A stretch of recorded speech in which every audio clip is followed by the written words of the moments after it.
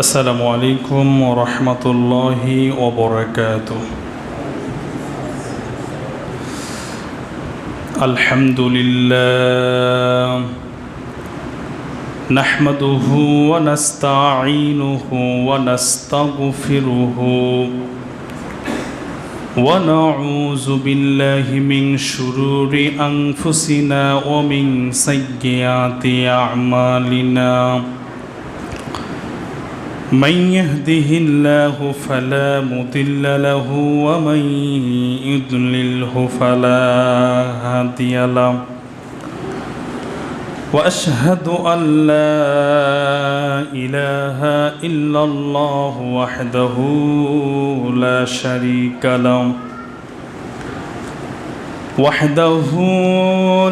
شريك له وأشهد أن محمدا عبده ورسوله أرسله بالحق بشيرا ونذيرا وداعيا إلى الله بإذنه وسراجا منيرا. أما بعد فإن خير الحديث كتاب الله وخير الهدي هدي محمد صلى الله عليه وسلم وشر الأمور محدثاتها وكل محدثات بدعة وكل بدعة ضلالة وكل ضلالة في النار. أعوذ بالله من الشيطان الرجيم. بسم الله الرحمن الرحيم. وما الحياة الدنيا إلا متاع الغرور. وقال تعالى بل تؤثرون الحياة الدنيا والآخرة خير وأبقى. عن جابر رضي الله تعالى عنه قال قال رسول الله صلى الله عليه وسلم أيكم يحب أن هذا له بدرهم فقالوا ما نحب أنه لنا بشيء فوالله للدنيا أهوان على الله من هذا عليكم. রাহ মুসলিম। মুআজ্জাজ মোহতারাম, সম্মানিত অত্র জামাতের মুসল্লিবৃন্দ, সম্মানিত দিনী ভাই এবং বোনেরা, আমরা প্রশংসা আদায় করি সে মহান রব্বুল আলামিনের, যিনি আমাদেরকে শত ব্যস্ততার ভিতর দিয়ে গত জুমার ন্যায় আজকেও আমাদেরকে জুমার খুতবায় আসার তৌফিক দান করেছেন। তার শিখানো ভাষায় আমরা প্রত্যেকে উচ্চ আওয়াজে শুকরিয়া আদায় করে বলছি আলহামদুলিল্লাহ। সালাম ও তাসলিম বর্ষিত হোক আমাদের নবী, শেষ নবী, সর্বকালের সর্বযুগের মহামানব মুহাম্মদুর রাসূলুল্লাহ সাল্লাল্লাহু আলাইহি ওয়াসাল্লামের প্রতি শান্তি বর্ষিত হোক। আল্লাহুম্মা সাল্লি আলাইহি আল্লাহুম্মা বারিক আলাইহি। সম্মানিত জুমা জামাতের মুসল্লিবৃন্দ, আজকে এই গুরুত্বপূর্ণ সময়ে আপনাদের সামনে কোরআন সুন্নাহর আলোকে আজকে আলোচনার বিষয় দুনিয়ার প্রতি লোভ লালসা। বলা যায় দুনিয়ার প্রতি আসক্ত, মোহাব্বত, ভালোবাসা। এই বিষয়টা নিয়ে কোরআন সুন্নাহর দৃষ্টিতে আপনাদেরকে বোঝানোর চেষ্টা করব যে এই দুনিয়া হচ্ছে ধোঁকার বস্তু, আর সেই ধোঁকার বস্তু নিয়ে আমরা ব্যস্ত হয়ে আছি। তো দুনিয়ার মহাব্বত এটা যে সমস্ত গুনাহের মূল, পবিত্র কোরআন এবং হাদিসে এ ব্যাপারে নির্দেশনা এসেছে। তো আমি এগুলো কথাই আপনাদের সামনে আজকে যতটুকু আলোচনা করা যায় আপনারা প্রত্যেকেই মনোযোগ সহকারে আলোচনাটুকু শ্রবণ করার চেষ্টা করবেন বলে আমি আশাবাদী। সম্মানিত উপস্থিতি, সুন্নাত হচ্ছে প্রথমত, যদি আপনারা চান যে আজকে এই জুমার খুতবা শুনে আমি কিছু নেকি অর্জন করতে চাই, গুনাহ মোচন করতে চাই, তাহলে প্রথমত আপনার কাজ মনোযোগ সহকারে ইমামের দিকে তাকিয়ে খেয়াল করে বক্তব্য শুনতে হবে। এটা হচ্ছে সুন্নাত। অতএব প্রত্যেকেই মনোযোগ সহকারে আমি কি বলতে চাচ্ছি, কি বুঝাতে চাচ্ছি, এটা আপনারা প্রত্যেকেই অনুধাবন করার চেষ্টা করবেন। দেখুন, এই পৃথিবী খুব সুন্দর একটি জায়গা। এই পৃথিবী হচ্ছে একটা লোভনীয় জায়গা। এই দুনিয়া একটা সুন্দর এবং লোভনীয় জায়গা। এখান থেকে মানুষ কেউ যেতে চায় না। পৃথিবীর সৌন্দর্যে মুগ্ধ হয় না এমন কোনো মানুষ পৃথিবীতে নাই। মানে পৃথিবীতে যতগুলো আল্লাহ সুবহানাহু ওয়া তাআলা নিদর্শন সৃষ্টি করেছেন, এগুলোর মধ্যে মানুষ মানে আসক্ত হয় না বা মুগ্ধ হয় না এরকম কোনো মানুষ পৃথিবীতে খুঁজে পাওয়া যাবে না। প্রত্যেকেই দুনিয়ার প্রতি ভালোবাসা, মায়া, মমতা এটা জন্মায়, সৃষ্টি হয়। এ ব্যাপারে হাদিসে ইঙ্গিত এসেছে যে দুনিয়া থেকে মানুষ যেগুলো আশা আকাঙ্ক্ষা করে তার মধ্যে অন্যতম হচ্ছে সম্পদ, টাকা পয়সা, ধন সম্পদ। পৃথিবীতে মানুষ এগুলো আশঙ্কা করে, আকাঙ্ক্ষা করে এবং মানুষ এগুলোতে ঝাঁপিয়ে পড়ে। কিভাবে অর্থ সম্পদ বৃদ্ধি করা যায়, টাকা পয়সা উপার্জন করা যাবে, মানুষ এদিকে ব্যস্ত হয়ে পড়ে। একটি হচ্ছে সম্পদ, আর একটি হচ্ছে জীবন থেকে মানে সে কখনো পৃথিবী থেকে যেতে চায় না। ওই যে ব্যক্তিটা গাড়ির চাকার নিচে পড়ে আছে, তথা তার হাত তার পা পড়ে আছে, সেও কিন্তু বলে আমাকে বাঁচাও, আমাকে বাঁচাও, আমি বাঁচতে চাই। যে সমুদ্রে সাগরে পড়ে যায় সেও কিন্তু কাকুতি মিনতি করে বাঁচার জন্য চেষ্টা করে। তার মানে বোঝা যাচ্ছে মানুষ বাঁচতে চায়, কেউ মরতে চায় না। সম্মানিত উপস্থিতি, এই সম্পদ আর জীবনে বেঁচে থাকার আকাঙ্ক্ষা এটা মানুষ কোনোদিন ভোলে না। মানুষ এটাকে চায় কিভাবে বেঁচে থাকা যায়, কিভাবে অর্থ সম্পদ বৃদ্ধি করা যায়, এগুলো নিয়ে মানুষ চিন্তা ভাবনা করে। সম্মানিত উপস্থিতি, আমরা দুনিয়া নিয়ে ব্যস্ত। আমরা প্রতিষ্ঠিত হতে চাই, আমরা খ্যাতি অর্জন করতে চাই, আমরা সম্মান মর্যাদা অর্জন করাতে ব্যস্ত। এই পৃথিবীতে আমরা সফলতা অর্জন করার জন্য, সম্মানিত হওয়ার জন্য, মর্যাদাশীল হওয়ার জন্য আমরা কত না কাজ করি, কত না পথ অবলম্বন করি, কত পথ আমরা অবলম্বন করি, অনুসরণ করি এই পৃথিবীতে সম্মানিত হয়ে থাকার জন্য। অথচ এই পৃথিবী আমার আপনার কাছে কতটুকু স্থায়ী, এই দুনিয়া আপনার এবং আমার কাছে কতটুকু সময় থাকবে, এই দুনিয়াতে আমরা কতদিন থাকব, এটা কিন্তু ভাববার বিষয়। এই যে চাকরি করার জন্য পড়ালেখা করি, চাকরি করি, ব্যবসা বাণিজ্য করি, বাড়িঘর করি, সম্পদ বৃদ্ধি করি, আমরা কিন্তু এগুলো নিয়ে ব্যস্ত হয়ে আছি, কিন্তু একটিবারও চিন্তা করি নাই এই উপার্জনগুলো আমার কাছে কতদিন, কতক্ষণ থাকবে। প্রিয় ভাইয়েরা, আল্লাহ সুবহানাহু ওয়া তাআলার পবিত্র কোরআন যদি আপনারা দেখেন, এখান থেকে আপনারা স্পষ্ট হতে পারবেন এই দুনিয়ার যা কিছু আমরা দেখতে পাই, যা কিছু আমরা দেখছি, যা কিছু আমরা লালন করি, আমাদের বাড়িতে, বাহিরে, ব্যবসা প্রতিষ্ঠানে যা কিছু আমরা লালন করি, দেখি, ব্যবহার করি, সম্পূর্ণগুলো হচ্ছে ধোঁকা। এটা আমার কথা নয়, আল্লাহ সুবহানাহু ওয়া তাআলা সূরা আল ইমরান 185 নম্বর আয়াতে তিনি বলেন, ওয়ামাল হায়াতুদ দুনিয়া ইল্লা মাতাউল গুরুর।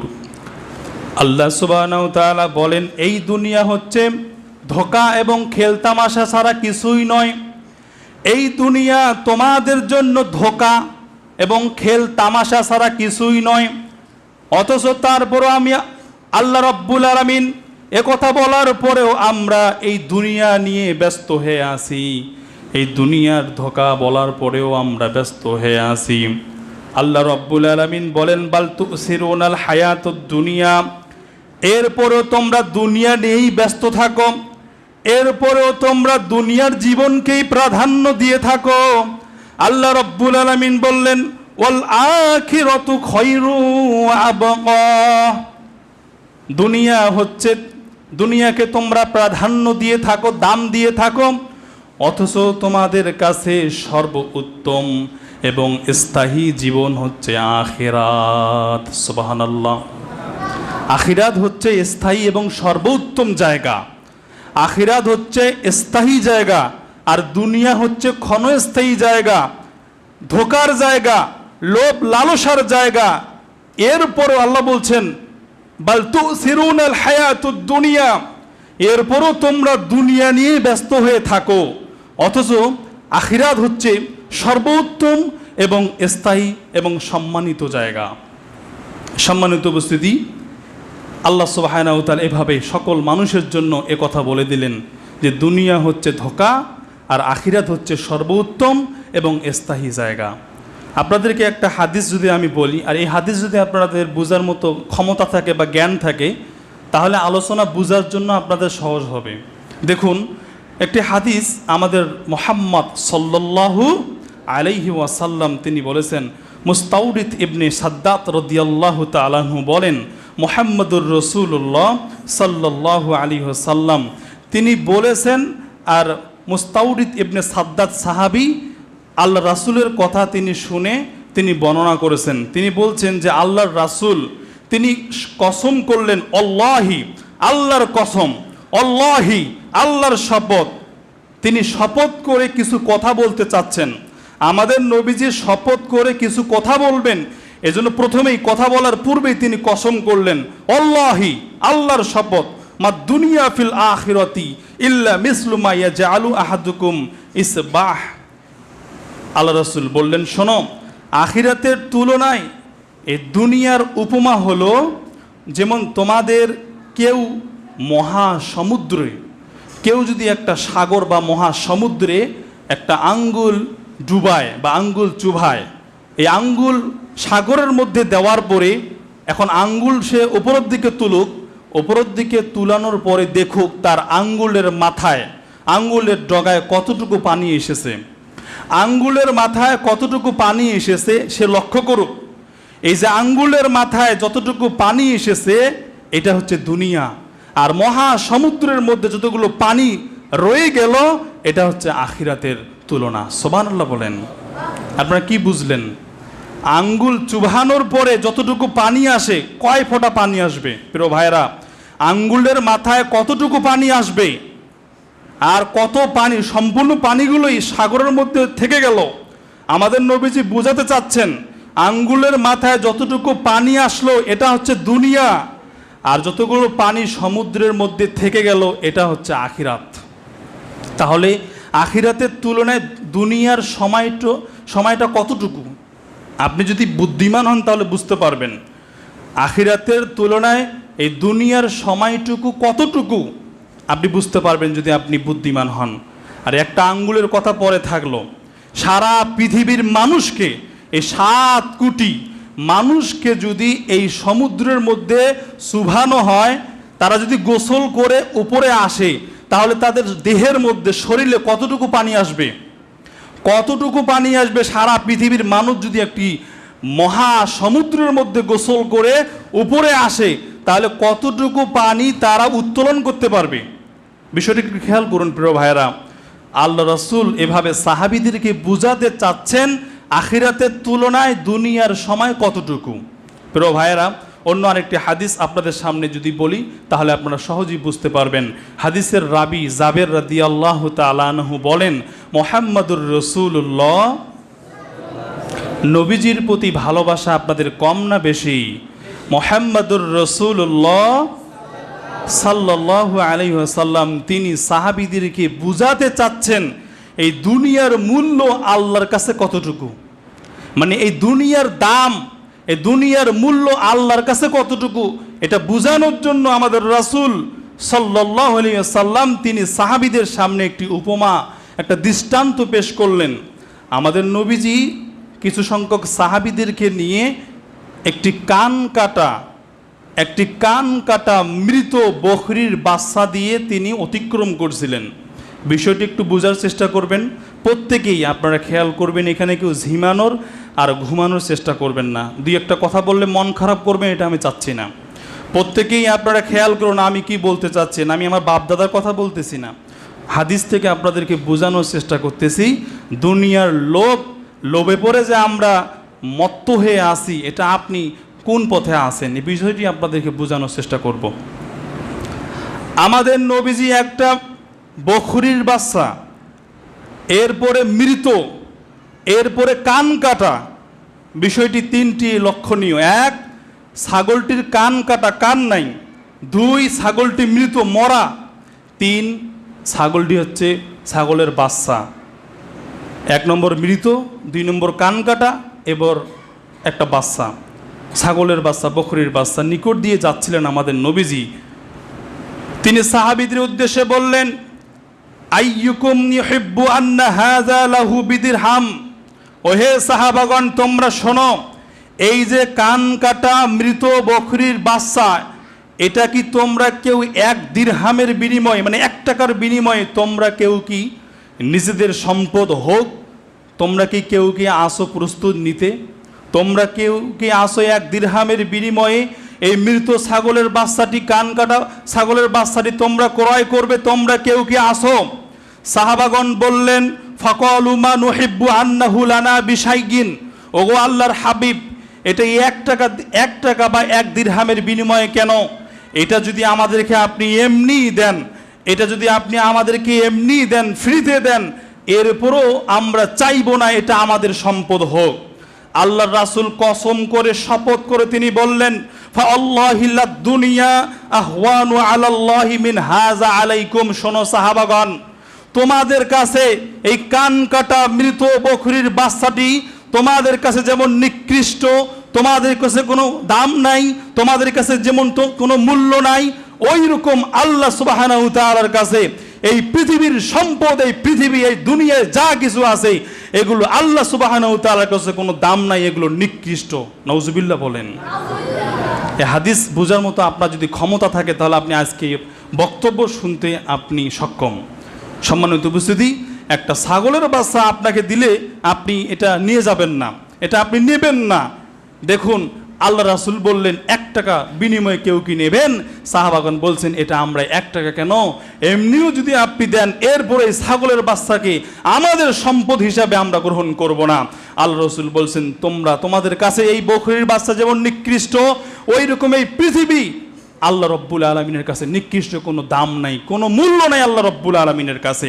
কারণ এই পৃথিবী যদি আল্লাহ রব্বুল আলামিনের কাছে দাম থাকতো, এই দুনিয়ায় যা কিছু আছে এগুলো যদি দাম থাকতো, তাহলে এই পৃথিবীতে কোনো কাফের, কোনো মুনাফিক, মুশরিক, নাস্তিক 1 ঢোক পানি পান করার মতো আল্লাহ সুবহানাহু ওয়া তাআলা ক্ষমতা দিতেন না। ঠিক কিনা বলেন? কেন আল্লাহ রব্বুল আলামিন কেন পানি পান করায় ওই কাফের, মুশরিক, বেঈমানকে, নাস্তিককে কেন পানি পান করায়? তার কারণ এই দুনিয়া আল্লাহ রব্বুল আলামিনের কাছে কোনো দাম নেই। যেটা আপনার এবং আমার কাছে দাম, অনেক মূল্যবান মনে করি, অনেক আমাদের কাছে এই দাম এই দুনিয়া, কিন্তু আল্লাহর কাছে কোনো দাম নাই। হাদিস, এটা সহিহ হাদিস বলছি আপনাদের সামনে, কোনো ভুল নেই, সন্দেহের কোনো অবকাশ নাই। প্রিয় ভাইয়েরা, হাদিস আপনারা পাবেন মুসলিম মিশকাতের 5157 নং হাদিসটির বর্ণনা আপনার সামনে উপস্থাপন করছিলাম। আরেকটি হাদিস বললে আপনারা বক্তব্য আপনাদের কাছে সহজ হয়ে যাবে। সাউল ইবনে সাদ রাদিয়াল্লাহু তাআলা আনহু বলেন, মুহাম্মাদুর রাসূলুল্লাহ সাল্লাল্লাহু আলাইহি ওয়াসাল্লাম তিনি বলেন, লাউ কানাতিদ দুনিয়া তা'দিলু ইনদাল্লাহি জানাহা বাউদাহ মা সাকা কাফিরম মিনহা শিরবাহ। আল্লাহ রাসূল বলছেন, যদি দুনিয়ার মূল্য আল্লাহ রাব্বুল আলামিনের কাছে মাছির ডানার সমপরিমাণ, মাছির ডানা সমপরিমাণ যদি দাম থাকতো, মা সাকা কাফিরম মিনহা শিরবাহ, কোন কাফের মুশরিক বেঈমান এক ঢোক পানি পান করার মতো আল্লাহ রাব্বুল আলামিন তাদেরকে সুযোগ দিতেন না। এক ঢোক কেন, অন্য হাদিসে আছে এক ফোঁটা পানি পান করার সুযোগ দিতেন না, যদি এই দুনিয়ার দাম আল্লাহ রাব্বুল আলামিনের কাছে থাকতো। যেই জিনিসটা আল্লাহর কাছে দাম নাই, ওটা আপনার কাছে আমার কাছে অনেক পছন্দনীয়, অনেক দামি। এই জন্য আমরা দুনিয়ার মোহে লোভ লালসায় পড়ে আসি। আল্লাহ থেকে, মসজিদ থেকে, মাদ্রাসা থেকে, কোরআন থেকে, দান সাদেকা থেকে, সিয়াম থেকে, জাকাত থেকে, সত্য কথা বলা থেকে, ন্যায় পরায়ণ থেকে আমরা দূরে আসি। সম্মানিত উপস্থিতি, আপনাদেরকে বলছিলাম এই দুনিয়া আল্লাহর কাছে কোনো দাম নাই, নবীজির কাছে কোনো দাম নাই, সাহাবীদের কাছে কোনো দাম নাই, কিন্তু আপনার কাছে আমার কাছে দাম আছে, দাম আছে আমাদের কাছে। আমরা এত মূল্যায়ন করে চলি। ফেরাউন নিজেকে আল্লাহ দাবি করতো, আপনারা জানেন, শুনেছেন, আনা রব্বুকুমুল আলা, সে নিজেকে রব দাবি করত। অপ্রকাশ্যে আল্লাহর জমিনে শ্বাস প্রশ্বাস গ্রহণ করে, ও আল্লাহর দুনিয়াতে থেকে আল্লাহর দেয়া শ্বাস প্রশ্বাস গ্রহণ করে মুসা নবীর সামনে বলছে, আরে মুসা, তুমি কোন রবের দিন তুমি প্রচার করো? আরে আমি তো তোমার রব, আমি তো হচ্ছি এই পৃথিবীর রব, আনা রব্বুকুমুল আলা। এ কথা যখন সে বলছে, আল্লাহ তো পারত তার কণ্ঠকে রুদ্ধ করতে, তার কণ্ঠকে বন্ধ করতে। বলেন, আল্লাহর সেই ক্ষমতা আছে না নাই? আপনাদের বিশ্বাস হয়তো, কিন্তু আল্লাহ ফেরাউনের কণ্ঠকে বন্ধ করে নাই। তাকে খেতে, তার কথা বলার স্বাধীনতা দিয়েছে, তার কাজ করার স্বাধীনতা দিয়েছে, ওর হায়াত পর্যন্ত আল্লাহ রাব্বুল আলামিন তাকে সময় দিয়েছে। আল্লাহ তাকে বাধা দেয় নাই, তাকে রুদ্ধ করে নাই, তাকে স্টপ করেন নাই। আল্লাহ রাব্বুল আলামিনের অঙ্গীকার, যার যেমন সময় সীমা রয়েছে ততক্ষণ পর্যন্ত আল্লাহ রাব্বুল আলামিন তাকে পাকড়াও করবেন না। এটা আল্লাহ রাব্বুল আলামিনের অঙ্গীকার, ওয়াদা। সম্মানিত উপস্থিতি, এই জন্য আমরা খেতে পারি, এই জন্য আমরা চলতে পারি নামাজ না পড়েও, এই জন্য মসজিদে আসি না, কোরআন তেলাওয়াত করি না, দান সাদাকা করি না, ভালো কাজ করি না, শরীয়তের কাজ করি না, এরপর আমরা খেতে পারি। তার কারণ আল্লাহ আমাদেরকে সময় দিয়েছে। আপনি বলতে পারেন, আপনি নামাজ পড়েন, রোজা রাখেন, সব কিছু করেন, আপনিও খেতে পারেন। আর ও ব্যক্তি আল্লাহর ইবাদত করে না, কাফের, মুশরিক, বেঈমান, নাস্তিক, ও খেতে পারে। কারণ আল্লাহ তো ওয়াদা, ওয়ালা ইউআখিরুল্লাহু নাফসান ইযা জা আজালুহা। আল্লাহ রাব্বুল আলামিন কোরআনে অসংখ্য জায়গায় বলে দিয়েছেন, নির্দিষ্ট সময়কাল না আসা পর্যন্ত আল্লাহ রাব্বুল আলামিন কাউকে পাকড়াও করবেন না। এটা আল্লাহ রাব্বুল আলামিনের অঙ্গীকার। প্রিয় উপস্থিতি, আপনারা জানেন এবং অনেক বক্তব্য ইমাম এবং আলেমের মুখ থেকে শুনেছেন, আপনারা জানেন যে মানুষের যে গজব আসে, আযাব আসে, মুসিবত আসে, এটা কিন্তু মানুষের দু হাতের কামাই, মানুষের কৃতকর্মের কারণে, মানুষের পাপের কারণেই মূলত আল্লাহর পক্ষ থেকে গজব আসে। মাঝে মধ্যে গজব আর আযাব মুসিবত দেয় আল্লাহ রাব্বুল আলামিন মানুষকে পরিবর্তন এবং সংশোধন করার জন্য, যাতে করে মানুষ সে পাপ কাজ থেকে ফিরে আসে। এই পরীক্ষা কে করেন? এটা মনে হয় আমার মুখের কথা বলতেছি। সূরা আর রুম 41 নম্বর আয়াত দেখবেন, আল্লাহ সুবহানাহু ওয়া তাআলা সেখানে সুন্দর করে তিনি বলে দিয়েছেন, যহারুল ফাসাদু ফিল বাররি ওয়াল বাহরি বিমা কাসাবাত আইদিন নাস। আল্লাহ রাব্বুল আলামিন বলেন, জলে এবং স্থলে, জলে মানে পানিতে এবং ডাঙ্গায় যতগুলো বিপদ, মুসিবত, বিপর্যয় সংগঠিত হয়ে যায়, আল্লাহ রাব্বুল আলামিন বলেন আইদিন নাস, এগুলো মানুষের হচ্ছে দু হাতের কামাই। আল্লাহ রাব্বুল আলামিন বললেন, এগুলো তোমাদেরই কামাই, তোমাদের পাপের কারণেই এগুলো আযাব, গজব, মুসিবত। আল্লাহ রাব্বুল আলামিন বলেন, লিউযীকুহুম বা'দাল্লাযী আমিলু লাআল্লাহুম ইয়ারজিউন। আল্লাহ রাব্বুল আলামিন বলেন, এই গজব আর আযাব দেই একমাত্র যাতে করে তোমরা আস্বাদন করতে পারো, তোমরা লাআল্লাহুম ইয়ারজিউন, যাতে করে তোমরা ফিরে আসো পাপ কাজ থেকে, তোমরা নোংরা অশ্লীলতা কাজ থেকে তোমরা ফিরে আসো। এই জন্য আল্লাহ রব্বুল আলামিন আমাদের পরীক্ষা নেন। আল্লাহ রব্বুল আলামিন মাঝে মধ্যে বন্যা দিয়ে পরীক্ষা নেন। আল্লাহ রব্বুল আলামিন মাঝে মধ্যে রোগ দিয়ে, মহামারী দিয়ে, অসুস্থতা দিয়ে, ফল ফসলা নষ্ট করে, সম্পদ নষ্ট করে, জীবন নিয়ে আল্লাহ রব্বুল আলামিন মানুষের কাছ থেকে পরীক্ষা নেন। তবে মনে রাখবেন, যারা নাস্তিক, যারা মুনাফিক, বেঈমান, মুশরিক, আল্লাহ রব্বুল আলামিন এদেরকে আযাব দেন, গজব দেন। আর যারা মুমিন, যারা মুসলিম, আল্লাহ রব্বুল আলামিন এদের জন্য পরীক্ষা স্বরূপ দেন। সুবহানাল্লাহ বলেন। যারা নাস্তিক, যারা মুনাফিক, যারা বেঈমান, যারা আল্লাহ দ্রোহী, এদের কাছে আসে গজব হিসাবে। আর যারা মুমিন, যারা মুসলিম, এদের কাছে আসে পরীক্ষা স্বরূপ। আল্লাহ রব্বুল আলামিন মানে আপনি যে মুমিন, এটা পরীক্ষা করার জন্য আল্লাহ সুবহানাহু ওয়া তাআলা আপনাকে পরীক্ষা করার জন্য মাঝে মধ্যে কিছু বিপদ দেয়, কিছু মুসিবত দেয়। আল্লাহ রব্বুল আলামিন বলেন, আহাসিবান নাসু আইয়ুতরাকু আইয়াকুলু আমান্না ওয়া হুম লা ইফতানুন। আল্লাহ রাব্বুল আলামিন বলেন, মানুষ কি মনে করে তাদেরকে এমনি এমনি ছেড়ে দেওয়া হবে? তারা বলবে আমরা ঈমান এনেছি, আর এই পর্যন্তই তাদেরকে ছেড়ে দেওয়া হবে? না, কখনোই নয়। আল্লাহ রাব্বুল আলামিন বলেন, ওয়ালাকাদ ফাতান্নাল্লাযীনা মিন ক্বাবলিহিম ফালায়ালামান্নাল্লাহ। আল্লাহ রাব্বুল আলামিন বলেন, আমি মানুষদেরকে পরীক্ষা করব। কে সত্যবাদী, কে মিথ্যাবাদী পরীক্ষা করবেন তিনি কে? আল্লাহ পরীক্ষা করবেন, আপনি সত্যবাদী না আপনি মিথ্যাবাদী, পরীক্ষা আল্লাহ রাব্বুল আলামিন করবেন। আমরা অনেকেই আছি যে আমি ঈমানদার, আমার ভিতরে ঈমান আছে, অথচ নামাজের খবর নেই। নামাজ না পড়লে একটা মানুষ কখনো ঈমানদার থাকতে পারে না। এটা যতই আপনি মন খারাপ করেন, আপনি ঈমানদার নন যদি আপনি নামাজ না পড়েন। যত জায়গায় কোরআনের আয়াত আল্লাহ রাব্বুল আলামিন ঈমানের কথা এসেছে, ঈমানের কথা বলছে, তারপরে তিনি আমলের কথা বলছেন। আমলের কথা যেখানেই আছে তার পূর্বে ঈমানের কথা আছে। প্রিয় হাজিরিন, তাহলে আপনি বলবেন যে আমি ঈমানদার, অথচ আল্লাহ এমনি এমনি আপনাকে ছেড়ে দেবে তা কিন্তু নয়। ইব্রাহিম নবীকে পরীক্ষা করেছেন কিনা? মুসা নবীকে পরীক্ষা করা হয়েছে। সর্বশ্রেষ্ঠ মানুষ মুহাম্মদুর রাসূলুল্লাহ। আপনারা কি ঘুমান নাকি? সর্বশ্রেষ্ঠ মানুষ আমাদের নবীজি মুহাম্মদ সাল্লাল্লাহু আলাইহি ওয়াসাল্লামকেও পরীক্ষা তিনি করেছেন এবং তিনি পরীক্ষা দিয়েছেন। যারা মুমিন হবে তাদেরকে আল্লাহ রাব্বুল আলামিন পরীক্ষা নেবেন। দেখুন প্রিয় ভাইয়েরা, মুমিনদেরকে আল্লাহ রাব্বুল আলামিন পরীক্ষা করবেন। ওয়ালানাবলুওয়ান্নাকুম বিশাইইন, আল্লাহ সুবহানাহু ওয়া তাআলা সূরা আল বাকারার 155 নম্বর আয়াতে বলেন, মিনাল খৌফ, আমি মানুষকে ভয় দিয়ে, আমি ভীতি দিয়ে মানুষকে পরীক্ষা করব। মাঝে মধ্যে চলার পথে আমাদের ভয় আসে কি আসে না বলেন তো? আমাদের মাঝে মধ্যে ভয় হয়, আমাদের ভয় আসে, মাঝে মধ্যে বিভিন্ন পর্যায়ে আমরা কিন্তু ভয় পেয়ে যাই, হীনবল হয়ে যাই, দুর্বল হয়ে যাই। বলেন তো এটা কার পক্ষ থেকে পরীক্ষা? আওয়াজ করে বলেন, কার পক্ষ থেকে পরীক্ষা? আল্লাহ বলছেন মিনাল খৌফ, মানুষকে আমি ভয় ভীতি দিয়ে পরীক্ষা করব। ওয়াল জু, মানুষকে আমি ক্ষুধা দিয়ে পরীক্ষা করব। ওয়ানাফসিম মিনাল আমওয়াল, মানুষের ধন সম্পদ নষ্ট করে আমি মানুষকে পরীক্ষা করব। ওয়াল আনফুস, জীবনের বিনিময়ে মানুষকে আমি পরীক্ষা করব। ওয়াস সামারাত, ফল ফসলা নষ্ট করে আমি মানুষকে পরীক্ষা করব।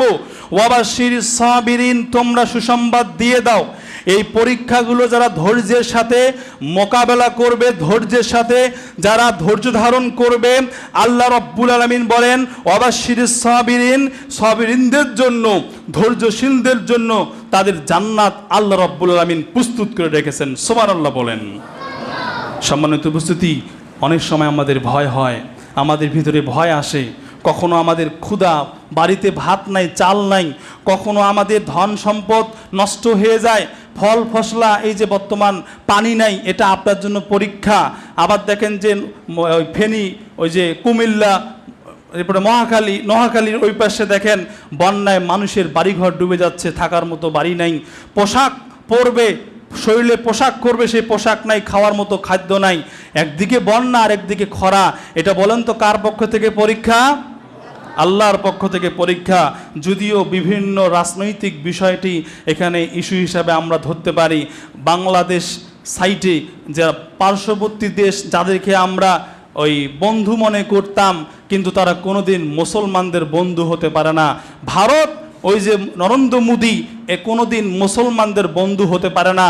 তারা যদি বন্ধু হতো তাহলে এইভাবে মুসলিম ভাইদের বাড়িঘরগুলো তারা পানি দিয়ে ভেসে নষ্ট করতো না, ঠিক কিনা বলেন? এই জন্য আমরা বলতে চাই, এই স্লোগান আমরা কখনো ভুলব না। তাদের দেওয়া পানি দিয়ে আমরা উজু করে তাদের সাথে মোকাবেলা করতে আমরা প্রস্তুত আছি ইনশাল্লাহ বলেন। আমরা তাদের এই পানি দিয়ে আমরা উজু করে, গোসল করে, উজু করে তাদের সাথে আমরা জিহাদ করতে প্রস্তুত ইনশাল্লাহ বলেন। সম্মানিত উপস্থিতি, পার্শ্ববর্তী দেশ এরা কোনোদিন এরা আমাদের বন্ধু হবে না। এজন্য আল্লামা ভাসানী রাহেমাহুল্লাহ তিনি বলেছেন, যখন একটা প্রজন্মরা যারা যুবকরা যখন বুঝতে পারবে, মানুষ যখন বুঝতে পারবে যে ভারত এরা কোনোদিন আমাদের বন্ধু নয়, তখনই একটা প্রজন্ম তারা সঠিক একটা সিদ্ধান্ত তারা বুঝতে পারবে। প্রিয় হাজিরিন, এজন্য আমরা তাদেরকে কোনোদিন আমরা বন্ধু মনে করব না। আমরা আল্লাহর কাছে সাহায্য চাইব, আল্লাহ রব্বুল আলামিন যেন এই সমস্ত বিপদ থেকে, বিপর্যয় থেকে, অন্যায় অনাচার থেকে মুসলিম ভাইদেরকে আল্লাহ তুমি হেফাজত করো, আমরা বলি আমিন। বিভিন্ন জাতির পক্ষ থেকে মাঝে মধ্যে মুসলিমদের উপরে পরীক্ষা আসবে, মুমিনদের উপরে পরীক্ষা আসবে, আর সেই পরীক্ষায় আল্লাহ সুবহানাহু ওয়া তাআলা আমাদেরকে ধৈর্য ধারণ করার তৌফিক দান করুক, আমরা বলি আমিন।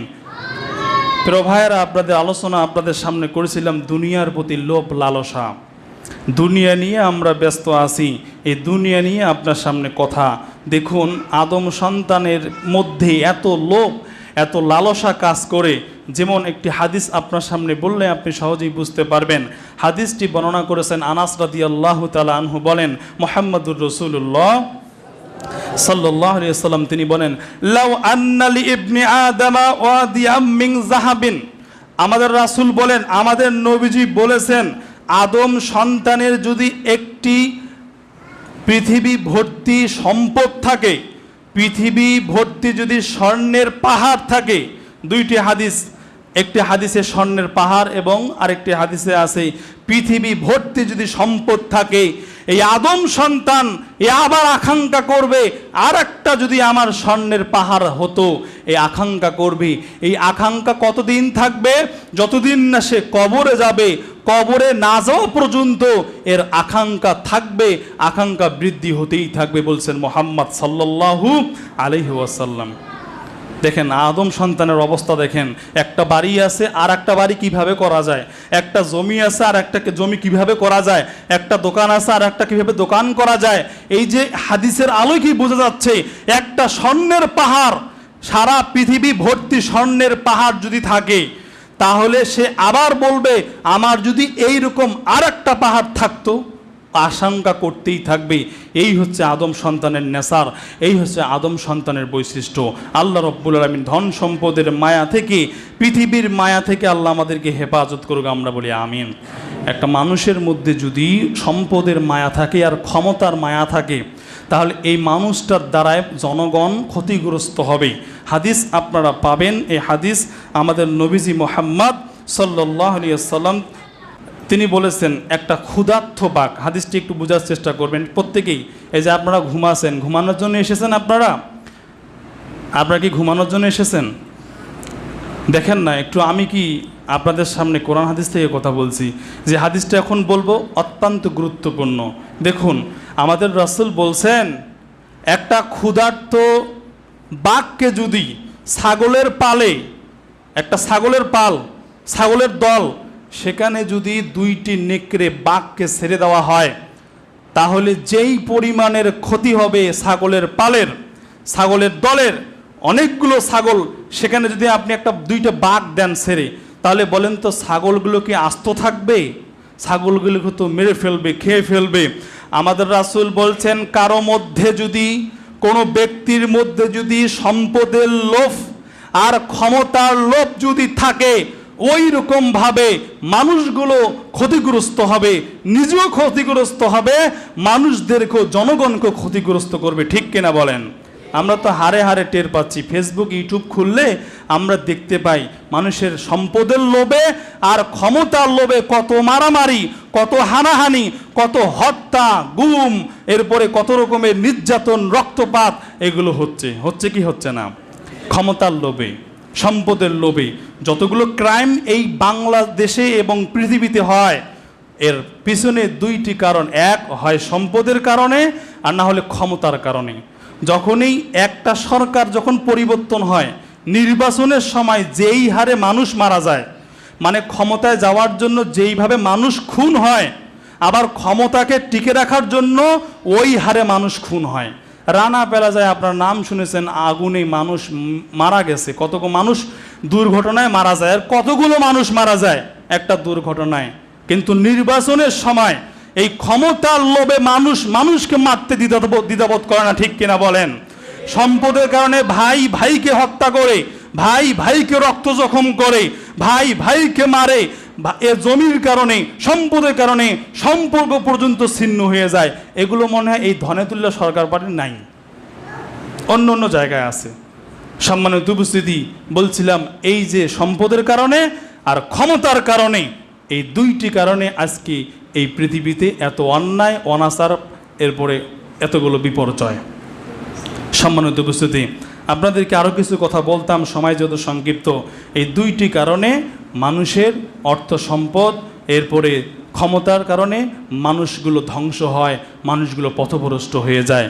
আপনারা মনে করছেন এই দুনিয়ার পিছনে ছুটে আপনি আল্লাহকে ভুলে আসেন, অথচ দেখেন যারা প্রভাবশালী, বিত্তশালী, এদের শেষ পরিণতি কি হয় আপনারা জানেন। আমরা 2022 সালে একটা নিউজ ফেসবুক এবং পেপার পত্রিকায় দেখেছিলাম।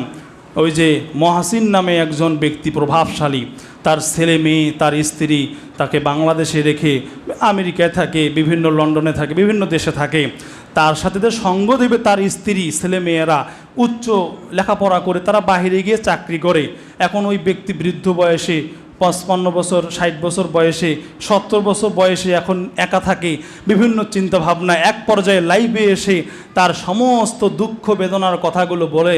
দেখেন, তার টাকার অভাব ছিল না, তার গাড়ি বাড়ির অভাব ছিল না, অর্থ সম্পদের অভাব ছিল না, অভাব শুধুমাত্র তার পাশে স্ত্রী নাই, ছেলে মেয়েরা লেখাপড়া করে বাহিরে বিভিন্ন দেশে তারা চাকরি করে, বিভিন্ন দেশে তারা অবস্থান করে, সে একাই বাড়িতে এবং তার দেশের মধ্যে থাকে। এক পর্যায়ে বিভিন্ন টেনশনে পড়ে পিস্তল দিয়ে সে কিন্তু তার মাথার মধ্যে সে পিস্তল ঠেকিয়ে সে কিন্তু আত্মহত্যা করেছে। তা আমরা এরকম অনেক ইতিহাস নজির আমরা কিন্তু পেপার পত্রিকায়, ইউটিউবে এবং বিভিন্ন অনলাইনের মাধ্যমে আমরা দেখতে পাই। টাকায় মূলত মানুষের সুখ আনতে পারে না প্রিয় ভাইয়েরা, শুধুমাত্র ধন সম্পদেই মানুষকে শান্তি দিতে পারে না। শান্তি নেওয়ার জন্য আল্লাহ রব্বুল আলামিনের যে ঈমান এবং তাওহীদ, ইবাদত বন্দিগি, এগুলোর দরকার। যেই হারে এই মসজিদে মানুষ আসলে ঘুমায়, কেন ঘুমায়? মসজিদের মধ্যে একটা শান্তি পাওয়া যায়, তৃপ্তি পাওয়া যায়। নামাজে একটা মানুষ প্রকৃতপক্ষে যারা নামাজ পড়ে, একে জিজ্ঞাসা করে দেখেন, যখন সে রুকু করে, সেজদা করে, বৈঠক করে, নামাজে যেই পরিমাণে তৃপ্তি পায়, স্বাদ পায় একজন প্রকৃতপক্ষে ঈমানদার মুমিন, আপনি তাকে জিজ্ঞাসা করে দেখেন সে কি হারে, কত বেশি, সে কত পরিমাণে শান্তি এই নামাজ থেকে পায়। আপনি সেই তৃপ্তি অন্য অন্য জায়গায় পাবেন না। হজ যারা করেছে, যারা উমরা করেছে, তাদেরকে জিজ্ঞাসা করবেন এই হজ উমরা করতে গিয়ে যেই পরিমাণে শান্তি তৃপ্তি পায়, সেই পরিমাণে শান্তি তৃপ্তি কোথাও পাওয়া যায় না প্রিয় ভাইয়েরা। আপনাকে আমি আহ্বান করব, আপনাকে আমি অনুরোধ করব, আপনি একটিবার আল্লাহর জন্য মন থেকে ঈমান আনয়ন করার পরে মসজিদমুখী হন, নামাজ শুরু করে দেন। দেখবেন যে আপনার সম্পূর্ণ শান্তি তৃপ্তি আনন্দ সম্পূর্ণ আল্লাহ রাব্বুল আলামিন এই ইবাদতের মধ্যে রেখে দিয়েছেন। সুবহানাল্লাহ বলেন। এতগুলো কথা আপনারা জানেন। নামাজ পড়তে হয় কে জানে না? নামাজ যে পড়তে হবে কে জানে না? কোরআন তেলাওয়াত করতে হবে কে জানে না? হালাল উপার্জন করতে হয়, সত্য কথা বলতে হয় কে জানে না? গীবত করা যায় না, সমালোচনা করা যায় না কে জানে না? আমার চেয়ে আপনারা ভালো জানেন। আমি তো ছোট মানুষ, বেশি কিছু জানি না, পড়ালেখাও আমার তেমন নাই। আপনাদের সুযোগ দিয়েছেন, কথা বলতেছি, আপনারা সব কিছুই জানেন প্রিয় ভাইয়েরা। জানার পরও কোনো ব্যক্তি যদি আমল না করে, এ ডাবল পাপী, ডাবল অপরাধ। আপনি অসংখ্য কোরআন এবং হাদিস থেকে জানতে পারবেন। জানার পরও যদি আপনি না মানেন, এর জন্য আপনি অনেক দোষী হবেন। জানেন না, ভুল হয়েছে, আল্লাহ মাফ করবে। জানেন কিন্তু মানেন না, এর জন্য আপনাকে কিয়ামতের মাঠে ধরা খেতে হবে। প্রিয় ভাইয়েরা, আপনারা চোখের সামনে দেখছেন আপনার বাপ গেছে, মা গেছে, কত আপনজন চলে গেছে। আপনি তো যাবেন, আপনি কি চিরজীবন থাকবেন? চিরজীবন থাকার জন্য এসেছি আমরা। দেহের মধ্যে শ্বাস ঢুকতেছে, একবার যদি বন্ধ হয়ে যায়, এই গাড়ি বাড়ি, স্ত্রী, সন্তান সব কিছু রেখে ওই 3 টুকরো কাপড় পরে 3.5 হাত মাটির নিচে আপনাকে একা একাই পড়ে থাকতে হবে। মসজিদে আমি আসার আগে আমাদের সাবেক মুয়াজ্জিন সাহেব, আপনাদের দীর্ঘদিন এখানে মুয়াজ্জিনি করেছেন, আজকে দেখেন শুয়ে আছে কবরস্থানে। সে কিন্তু আজকে নাই, আছে। একদিন আমিও থাকবো না, আপনিও থাকবেন না। আপনার বয়স 50 বছর, 50 বছর আগে আপনার কিছুই ছিল না, অস্তিত্ব। আর 30 বছর 20 বছর পর আপনি দুনিয়ায় থাকবেন না। তাহলে কি হবে এত কিছু দিয়ে? কেন আপনি বুঝতেছেন না? আপনাকে বোঝানো হচ্ছে, বলা হচ্ছে। প্রিয় ভাইয়েরা, আল্লাহমুখী হন। আমার খুব আফসোস হয়, আমার খুব কষ্ট হয়, মসজিদে কোনো দিন এসে একাই আজান দিয়ে নামাজ পড়ে যাই, কোনো মুসল্লিকে পাই না। ফজরের সময় মুসল্লি পাই না, একাই আজান দিয়ে নামাজ পড়ে যাই। আপনারা মনে হয় দায়িত্ব দিয়েছেন, সম্পূর্ণ দায়ভার আমার। আমি নামাজ পড়লে কি গোটা জামাতবাসীর কি সব পাবে? ইমাম নামাজ পড়লে কি সবাইরে সব হয়ে যাবে এমন নাকি? একটা গ্রাম থেকে একজন জানা যায় শরীক হলে সবাইরে হক হয়ে যায় এমন নাকি? আর আপনার কবরে আপনি যাবেন, আমার কবরে আমি যাব। এগুলো বোঝেন না কেন? প্রিয় ভাইয়েরা, আপনাদের সামনে বলছি, এই দুনিয়ার লোভে পড়ে আল্লাহকে ভুলে থাকিয়েন না। একদিন আপনাকে আফসোস করতে হবে, আফসোসের আর সীমানা থাকবে না। সেদিন মাথা আপনি আশ্রাবেন, নিজের গালে নিজে থাপ্পড় মারবেন, কিন্তু কোনো পরিণতি হবে না। প্রিয় ভাইয়েরা, এজন্য আসুন আমরা প্রত্যেকেই আমরা আল্লাহমুখী হয়ে যাই, ইসলামমুখী হয়ে যাই। আল্লাহ আমাদের প্রত্যেককে বোঝার তৌফিক দান করুক। আমরা বলি আমিন। জোরে বলেন আমিন। সম্মানিত উপস্থিতি, আপনাদেরকে সর্বশেষ একটা হাদিস বলি, দেখুন তো এই হাদিসটা আপনারা বোঝেন কিনা। আমাদের নবীজি একদিন খেজুর পাতার বিছানায় শুয়ে আছেন। খেজুর পাতার বিছানা, কিসের পাতা বললাম? খেজুরের ডাল, খেজুরের পাতা দিয়ে বিছানো। তো আমাদের নবীজি সেখানে শুয়ে আছেন। আমাদের নবীজি শুয়ে আছেন, এমন তো অবস্থা ইবনে আব্বাস রাদিয়াল্লাহু তাআলা আনহু উপস্থিত হলেন। আমাদের নবীজি উঠলেন।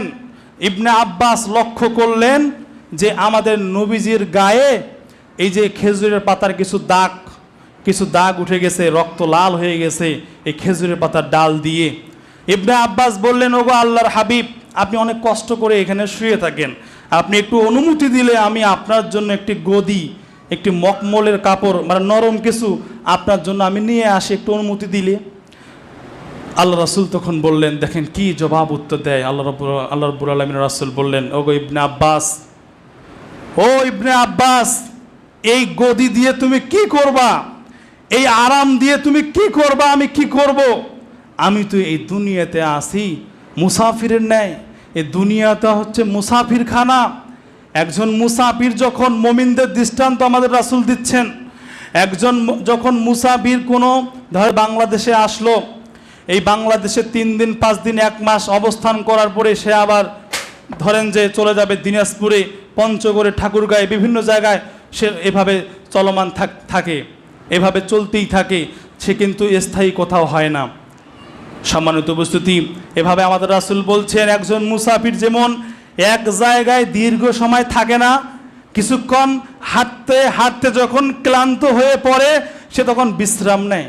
বিশ্রাম যখন নেওয়া হয়ে যায়, সে আবার সেখান থেকে উঠে তার গন্তব্যস্থানের দিকে রওনা হয়।